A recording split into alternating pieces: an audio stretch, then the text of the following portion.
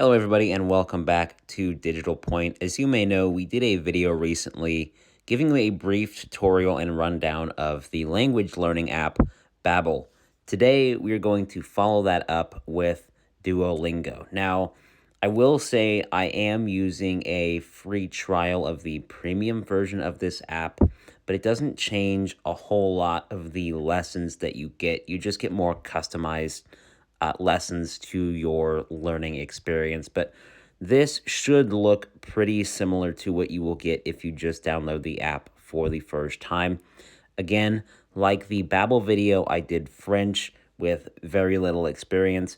And just taking a look here, you can see that there are many checkpoints that you go through to really let you dive in and learn the language. And this, I mean, I'll scroll fast here. This goes on and on and on and on. I'm not even halfway down the page.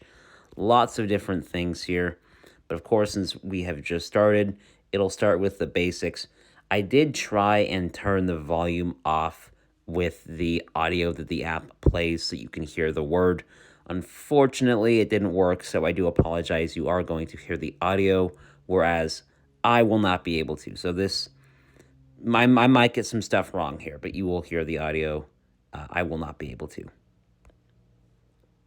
We'll go ahead and start here.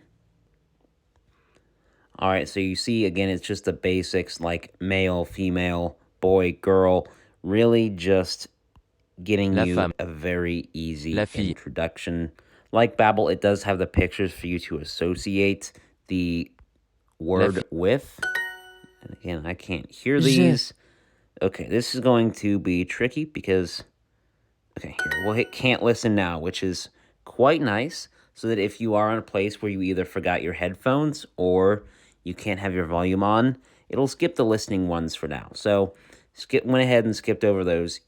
You are more than welcome to do those if you have earbuds or want to have your volume on, because it is great to be able to hear the word and get to know the pronunciation of the word. And you can also tap on the letters here at the top that are in purple, and it will sound them out and give you the pronunciation. Chat. Do that. It tells you if you got it right or wrong. Let's say you get one wrong. That means I. We'll try getting one wrong again here to see what it does, to see if it goes back and has you correct it. All right, so at the bottom, it shows you what you actually should have put, and it will just continue on. I wish it did let you go back and fix the mistakes. I think that would be kind of nice, but it just moves on. And I imagine it'll come back to that same sentence later to fix it. And then it just goes through and does some matching. Again, to let you internalize the words you have been learning. Femme. This is another great app. There are many different apps where you can learn languages, but I do think that Babbel and Duolingo are by far two of the best. You can't go wrong with either of them. So see, this one does let you go back when you get them wrong. Okay, there. I can't talk and focus at the same time. It's kind of tricky, but these are great apps for travel, school, work. Like I said in the Babbel video, if you have a family member that you've never fully been able to quite communicate with, but want to learn the language, this is a great app.